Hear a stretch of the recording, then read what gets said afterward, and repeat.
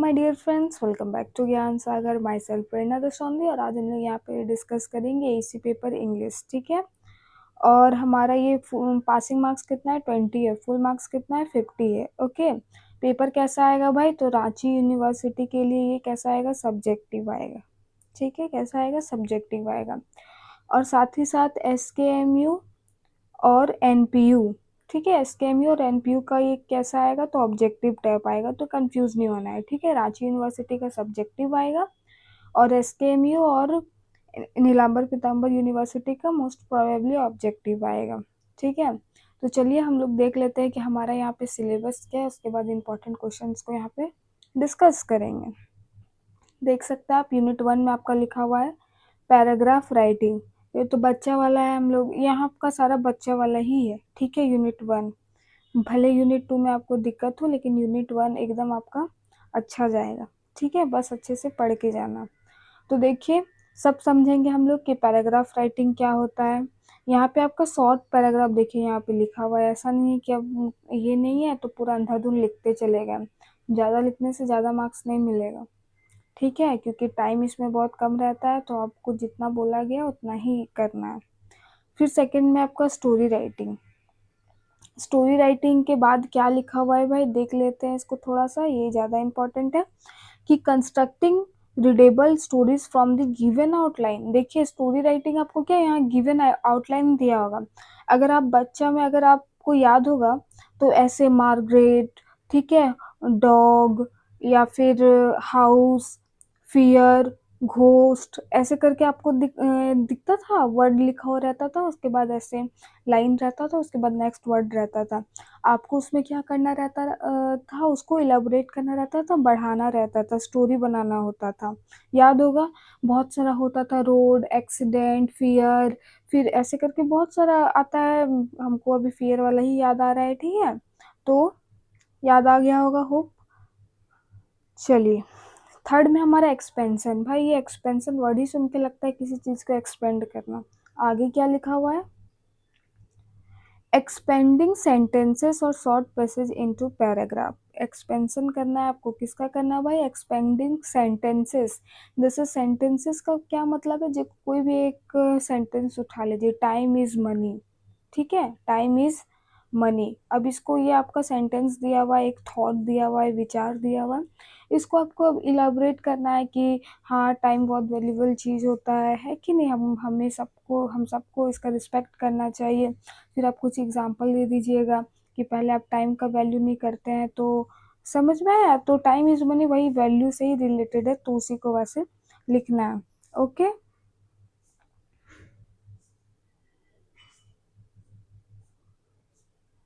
फिर और एक सेंटेंस आता है ना, success is the key of laborious, ऐसे करके कुछ, सफलता हाँ, मेहनत की कुंजी, ऐसा करके एक वर्ड आता है, तो वैसा ही रहेगा, आपको उसको एक्सपेंड करना है। ठीक है, चलिए फिर आगे आपका पैराफ्रेजिंग। भाई ये नया वर्ड हमको लग रहा है, पैराफ्रेजिंग क्या होता है? आप सोच रहे होंगे कुछ नहीं होता है। अगर आपका हिंदी मीनिंग इसका जानिएगा तो भावार्थ। ठीक है, क्या होता है? भावार्थ। अब याद कीजिए, आपका मैम सर लोग आपको पोएम पढ़ा देते थे, हिंदी हो या इंग्लिश हो, उसके बाद बोलते थे कि अरे बच्चा लोग, तुम लोग सब क्या करना है, इसको घर से लिख के आना, इसका भावार्थ। तो बस वही है पैराफ्रेजिंग। पैराफ्रेजिंग क्या होता है भाई? तो वही है आपको। ठीक है, तो क्या होता था, ऐसे करके बहुत सारा पोएम का लाइन रहता था और उसी को हमको क्या करना रहता था? भावार्थ लिखना रहता था। भावार्थ मतलब इसी लाइन का अपने शब्दों में लिखना, बिना सेंट्रल थीम को, बिना उसका ये को चेंज किए। ठीक है, मीनिंग को, सेंट्रल थीम को बिना चेंज किए अपने शब्दों में लिखना ही क्या कहलाता है? पैराफ्रेजिंग कहलाता है। आई होप आप सबको समझ में आ गया होगा।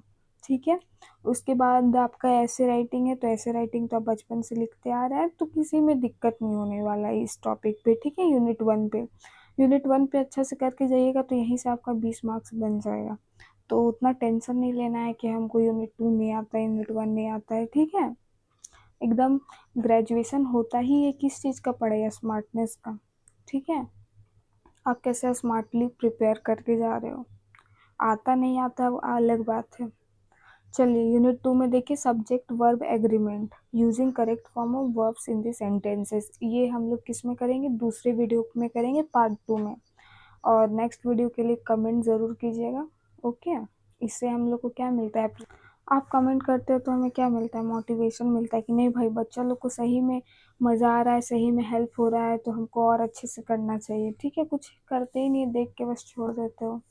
चलिए फिर देखिए सेकंड में मॉडल्स। ठीक है, models, using appropriate models in sentence. Models का कैसे यूज होता है वो हम लोग देखेंगे सेंटेंसेस में। ओके, फिर थर्ड में पॉजिटिव, कंपेरेटिव और सुपरलेटिव डिग्री। पता होगा आप लोग को, changing the degree of comparison without changing the meaning. फिर फोर्थ में synthesis of sentences, combining two simple sentence into one sentence. Compound sentence जैसे कि हम लोग कुछ में बनाना है, देख सकते हैं। फाइव में साउंड ऑफ इंग्लिश, क्या होता है भाई, symbol of different consonant and vowels used in the dictionary. तो यहाँ पे हम लोग साउंड देखेंगे कैसे किसको उच्चारण किया जाता है, प्रोनाउंसिएशन किया जाता है। ठीक है, क्वेश्चन की ओर बढ़े तो ऊपर में जो हम लोग बात की वही यहाँ पे लिखा हुआ है कि पैराग्राफ राइटिंग क्या होता है। तो पैराग्राफ राइटिंग क्या होता है भाई, कोई भी आपको एक टॉपिक दे दिया जाएगा, उस पर आपको शॉर्ट टाइप में लिखना है। क्या क्या होना चाहिए, तो सबसे पहला, एक सेकेंड, सबसे पहला आपका क्या रहना चाहिए, इंट्रोडक्शन रहना चाहिए। अब देखिए ब्लैक पेन से ऐसा नहीं कि आप बहुत लेट से ये कर रहे हैं, क्या कीजिएगा, तुरंत ब्लैक पेन निकालिएगा, इंट्रोडक्शन लिख दीजिएगा ऊपर में। इंट्रोडक्शन का फिर आप 5-6 लाइन लिख देना। ठीक है, इंट्रोडक्शन लिखने के बाद क्या लिख देना, बॉडी नहीं लिखा जाता है, बीच में पैराग्राफ चेंज करके उसका बॉडी उसको बोला जाता है, जो मेन एक्सप्लेनेशन डिटेल होता है। ठीक है, जो डिटेल होता है, मेन आइडिया जिसमें लिखा जाता है, उसके बाद छोटा सा फिर कंक्लूजन लिख देना, कंक्लूजन लिखिएगा। ठीक है, कंक्लूजन ब्लैक पेन से लिखिएगा, कंक्लूजन एकदम 1 नंबर लगेगा। आपको देखते ही क्या करेगा सर, नंबर दे देंगे। इंट्रोडक्शन देखेंगे, बॉडी देखेंगे, कंक्लूजन देखेंगे, नहीं भाई बच्चा को आ रहा है तभी तो लिखा है, तब क्या होगा ना, आपका अंदर उतना पढ़ेगा भी नहीं। ठीक है, और आप एकदम ऐसे करके मर मिट के बहुत अच्छा पॉइंट लिख रहे हो और ऐसे ऐसे खाली लिख दिए हो ना, तो ट्रस्ट में वो लोग सोचेगा कि बुद्धू है। ठीक है, बहुत सारे टीचर तो ऐसे नहीं ना होते कि आपका एक एक लाइन चेक करेंगे, जब आपका एक एक लाइन चेक होगा तो अच्छा होगा ही। लेकिन जैसे कि हम लोग को पता है कि यूनिवर्सिटी का क्या हालत है कि नहीं, उस हिसाब से वो लोग क्या करते हैं, एवरेज मार्किंग करके निकल जाते हैं। तो उस टाइम हम लोग को क्या करना है, ज़्यादा से ज़्यादा हाईलाइट करना है कि उसका आँख में ना चाहते हुए कि लो मास्टर तुम देखो, देख ही लो तुम, इस वाला भावना होना चाहिए, तभी मार्क्स उठेगा, समझे। चलिए, सेकंड है हमारा स्टोरी राइटिंग। ओके, अब ये स्टोरी राइटिंग क्या होता है भाई, तो वही हम लोग वहाँ पे जो बात की कि आपको कोई एक टॉपिक दिया हुआ रहेगा, और टॉपिक नहीं दिया हुआ रहता है, आउटलाइन दिया रहता है, जैसे कोई 3-10 वर्ड दे दिया ऐसे ऐसे करके, और हाँ वही सीक्वेंस को मेंटेन करना है, ये नहीं कि ये वाला बात हम इसको यहाँ पे लिख रहे हैं, ऐसे नहीं। जैसे जैसे सीक्वेंस दिया है ना, जैसे कोई लड़की का नाम दे दिया, ठीक है, कोई लड़की का नाम दे दिया, बेलिंडा नाम दे दिया मान लो, तो पहले इसको बेलिंडा इज अ सिंपल, आप क्लेवर, कुछ भी आपका मतलब जो उसका मन करे उसका थोड़ा कैरेक्टरिस्टिक्स बताइएगा कि नहीं। हाँ, तो ये हो गया। उसके बाद यहाँ पे लिखा हुआ रहेगा नाइट, मान लीजिए नाइट, तो बोलेगी कि वो बहुत क्यूरियस लड़की थी, सी इज़ अ वेरी क्यूरियस, सो ये क्या वो नाइट में गई। ठीक है, तो ये सब आपको अपना शब्द में आपको यूज़ करके वो लिखना है, आप जैसे भी लिखो, ठीक है, वो सब वर्ड आना चाहिए। ठीक है, वो हम लोग को क्या हिंट देता रहो, ऐसे ही आप लोग को लिखना है। ओके, देख लीजिए इसका ये है एलिमेंट है कि आपको बिगनिंग मिडिल एंडिंग हर एक चीज़ में होता है। ठीक है, और हाँ मोस्ट इम्पॉर्टेंट लास्ट में क्या लिख देना है, मोरल। ठीक है, इससे समझ आएगा कि बच्चा तेज है। लास्ट में मोरल ऑफ द स्टोरी होता है ना, तो ये आप यहाँ पे लिख देना है कि हम लोग को ज़्यादा क्लेवर भी नहीं होना चाहिए, है कि नहीं, सिंपल स्वीट रहना चाहिए, तो वो चीज़ों का ओवर थिंक नहीं करना चाहिए। जैसा भी मोरल ऑफ द स्टोरी आप बनाना चाहेंगे उस हिसाब से। ओके, चलिए, फिर हमारा एक्सपेंशन। ओके, एक्सपेंशन तो वही हम लोग यहाँ पे बात किए थे। देखिए यहाँ पे जैसे टाइम इज़ मनी है, तो अब इसको आपको लिखना है, तो आपको पहले समझाना पड़ेगा कि इसका मीनिंग क्या होता है, फिर कुछ आप एग्जांपल दे दीजिएगा कि एक ये राम नाम का लड़का था, वो टाइम को वैल्यू नहीं देता था, फिर उसको रियलाइज़ हुआ। तो ऐसे करके आप लोग मतलब समझ रहे हैं ना कैसे लिखना है। देखिए फिर है आपका पैराफ्रेजिंग, इस पे भी हम लोग बात कर लिए भाई कि क्या होता है, भावार्थ होता है, भावार्थ। ओके, वहाँ से हम भावार्थ लिखे थे ना, कोई बात नहीं। देखो, तो वही आपको यहाँ पे करना है कि कोई भी आपको स्टैंजा दे दिया जाएगा पोएम का, उसी चीज़ को आपको लिखना है। कोई भी स्टैंजा दे दिया जाएगा, उसी चीज़ को आपको लिखना है बिना सेंट्रल थीम को चेंज किए। ठीक है, आई होप समझ में आ रहा होगा। ऐसे राइटिंग तो आपको पता है कि डिटेल्ड स्ट्रक्चर में इसमें भी इंट्रोडक्शन, बॉडी और कंक्लूजन होता है। ठीक है, अब हम लोग थोड़ा लॉन्ग आंसर क्वेश्चन देखें।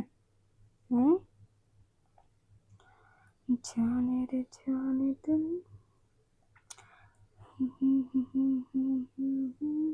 पैराग्राफ राइटिंग, यहाँ पे आपको एग्जाम्पल दिया हुआ है कि किस टाइप में ये पैराग्राफ दिया हुआ है। जैसे दिया हुआ है इम्पोर्टेंस ऑफ एजुकेशन, तो इसमें एग्जाम्पल दे के बताएगा कि कैसे कैसे हमें लिखना है। हाँ, ये PDF कहाँ मिलेगा आपको? ज्ञान सागर में मिलेगा, जस्ट ओनली 60 रुपीज़ में, अप टू सेमेस्टर 8 तक मिलेगा। ठीक है, इसको तो पढ़ने का ज़रूरत नहीं है, आप अपने हिसाब से लिखते हो। ठीक है, कि हो सकता है किसी का सिंपल लैंग्वेज में होगा, किसी का स्टैंडर्ड इंग्लिश में होगा। ठीक है, तो इसको स्किप। चलिए, फिर है हमारा story writing, constructing readable stories from the given outline. A greedy dog दिया हुआ है बस। ठीक है, अ ग्रीडी डॉग दिया हुआ है, तो चलिए इसको देखते हैं कि कैसे यहाँ पे ये किया गया है। देखिए, ये वाला बहुत फेमस स्टोरी है। पहले तो आपको समझना पड़ेगा कि ग्रीडी का मतलब क्या होता है। ये नहीं समझे तो बस वहीं आपका कहानी ख़त्म हो जाएगा। ठीक है, क्या होता है? लालची होता है। ठीक है, ग्रीडी का मतलब क्या होता है? लालची होता है। अब आपको उसी हिसाब से बनाना है कि ग्रीडी डॉग यहाँ पे अलग बना होगा, आप अलग तरीके से बना सकते हैं। तो देखिए इसका स्टोरी कैसे इसको करा गया है। Okay, once upon a time there was a hungry dog wandering in search of food. ठीक है, एक भूखा कुत्ता रहता है जो फूड की खोज में निकलता है। ठीक है, after a long search he finally found a piece of meat near a butcher shop. एक उसको लास्ट में उसको फाइनली मिल ही जाता है क्या? मीट का एक टुकड़ा। ठीक है, he quickly grabbed in his mouth and run away to enjoy his meal in peace। घर में हम लोग ऐसे ही करते हैं ना कि मैगी बना लेते हैं, उसके बाद या तो छत में जाके या कोना में जाके सोचते हैं खाएंगे अकेले बैठ के। करते हो कि नहीं? हम तो करते थे भाई। ठीक है, ही क्विकली ग्रैब्ड इन हो गया ना।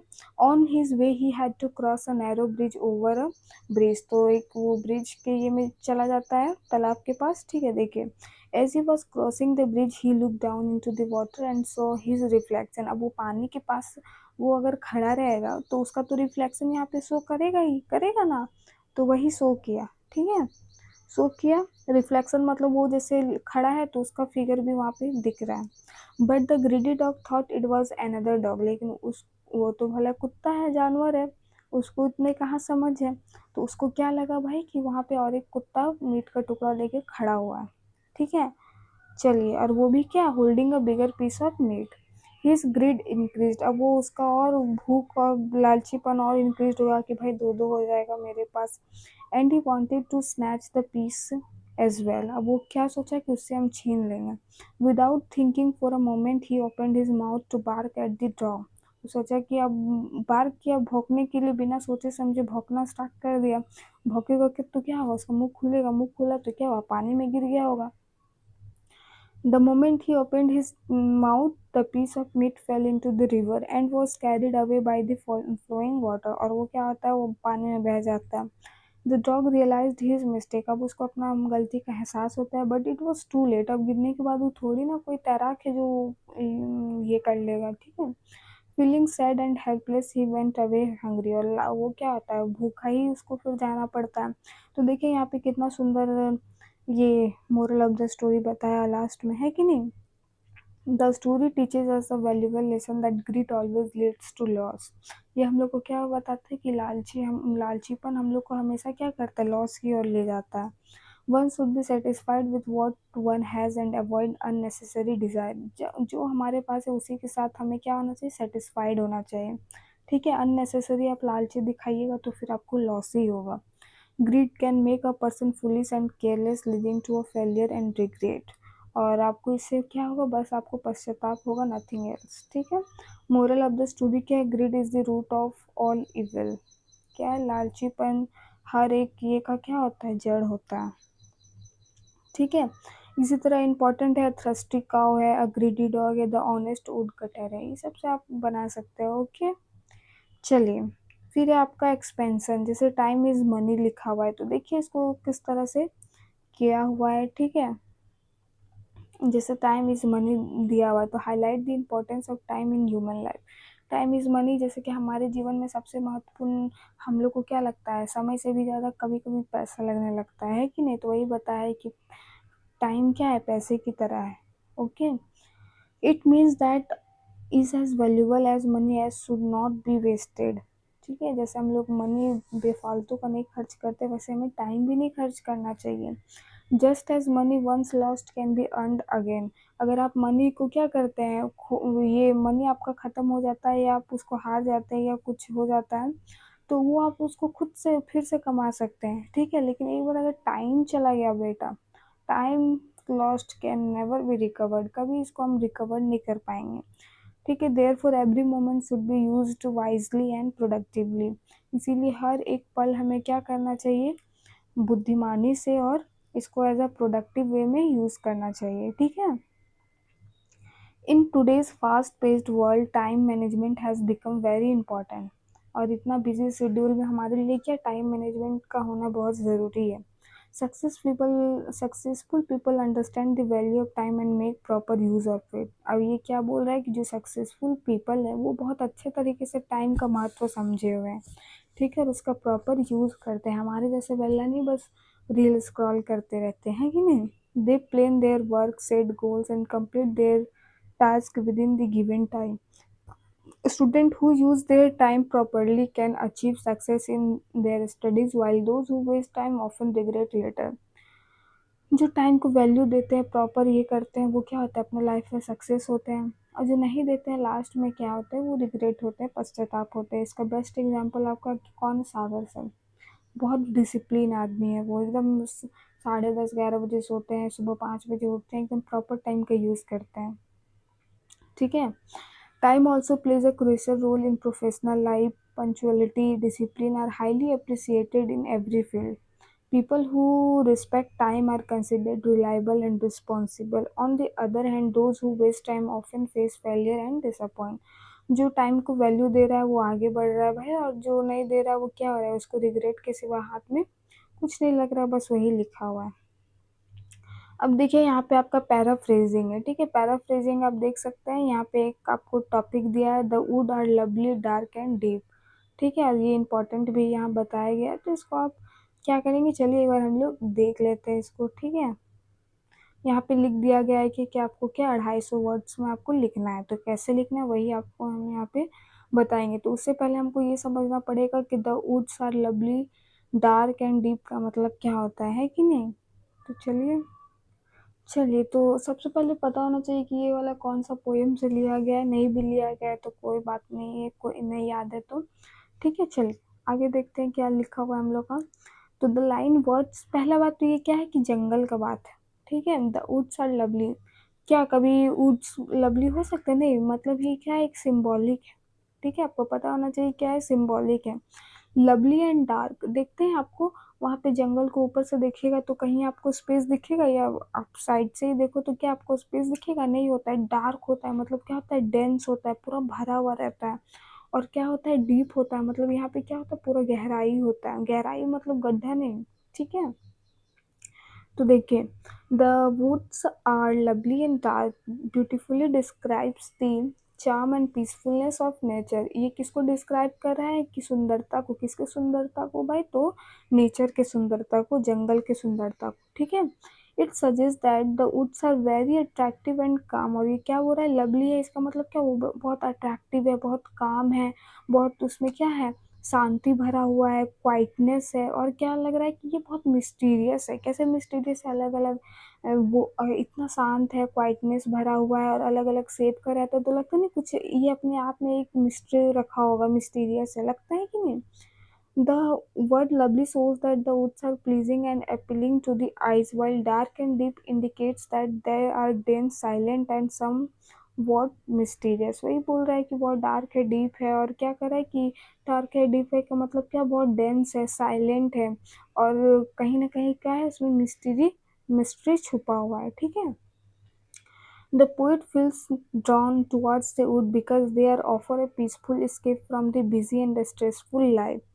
वो अपने आप को क्या करता है, वहाँ से escape करता है। क्यों भाई? तो शहर में इतना, शहर में क्या, जहाँ वो रहता है इतना भीड़ भाड़ हो हल्ला, वो सबसे बचने के लिए, वो स्ट्रेस से बचने के लिए वो क्या जंगल की ओर आकर्षित होता है कि नहीं, और अपने आप को उधर ले जाता है। The calm and silence of the words create a soothing effect on the mind, making a person feel relaxed and refreshed। और ये काम और पीसफुल वर्ड वगैरह यूज़ करके ये क्या अपने आप में दिमाग में एक रिलैक्सेशन और रिफ्रेश फील हो रहा है कि नहीं। द डार्कनेस है does not represent fear but rather a sense of comfort and solitude. यहाँ डार्कनेस का मतलब ये नहीं कि आपको डरा रहा है कि हाँ भाई पूरा डार्क रहता है, अंधेरा रहता है, इससे डर होगा, ये नहीं। यहाँ पे किसका सेंस दे रहा है, तो कंफर्ट का एंड सॉलिट्यूड का। जब भी हमें अकेला फील होता है या कुछ, हम अकेला नहीं, मतलब जब भी हमें बहुत ज़्यादा एबनॉर्मल फील होता है तो हम लोग क्या खोजते हैं, एक कंफर्ट जगह खोजते हैं, जहाँ कुछ देर रह के हम लोग अपने आप को रिफ्रेश कर सके, है कि नहीं। It also suggest that there are many unknown aspects of life just like deep woods which invite us to explore and understand them. However, the line also implies that although such peaceful places are attractive, और ये भी बताना चाहता है कि हाँ भाई इतना घना है, डरावना है, फिर भी वो क्या है, अट्रैक्टिव है। One cannot say they are forever. Every person has duties and responsibility that must be fulfilled। अब वो पोएट आपको ये भी नहीं बोल रहे हैं कि आप जाके जंगल में बैठे रहो, उसके खूबसूरती को निहारते रहो, नहीं बोल रहे। क्यों नहीं बोल रहे भाई? क्योंकि हर एक पर्सन का अपना ड्यूटीज़ है, कर्तव्य है, रिस्पॉन्सिबिलिटी है, समझे, वो भी पूरा होना बहुत ज़रूरी है। The poet hints that even though he is tempted to remain in the woods, he must continue his journey and complete his obligation।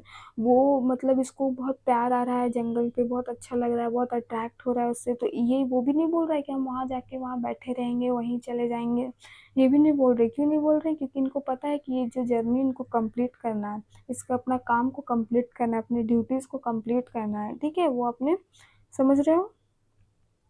फिर देखिए, the line express both beauty nature and importance of responsibility and line. यही एक line से हम लोग को ये भी पता चल गया कि नहीं भाई, नेचर का भी इम्पोर्टेंस है अपने जीवन में, और ब्यूटीफुल उसका जो है वो ठीक है, उसको हम लोग एडमायर करते हैं, लेकिन हम लोग का क्या है, रिस्पॉन्सिबिलिटी भी है लाइफ में, उसको भी हमें क्या करना है, कंप्लीट करना है। It teaches the appreciate peaceful moment but also reminds us not to forget our duties. ये बोल रहा है कि ठीक है, आप थोड़ा पीसफुल मोमेंट को आप रहिए, जिए, लेकिन आप अपने रिस्पॉन्सिबिलिटी से मत भागिए। और भी देख लीजिए, the woods are lovely and dark deep है, life is but a dream, all the glitters is not gold. ये सब है इंपॉर्टेंट टॉपिक, अब देख लेना। फिर है इंपॉर्टेंस ऑफ टाइम मैनेजमेंट, बस टाइम इज मनी वाला ही छाप देना है दोनों में से, ठीक है। और environmental protection, importance of education, ये सब आपका इंपॉर्टेंट टॉपिक है। हो वीडियो आपके लिए हेल्पफुल रहा होगा। Thank you for watching, have a nice day, comment for next part, okay.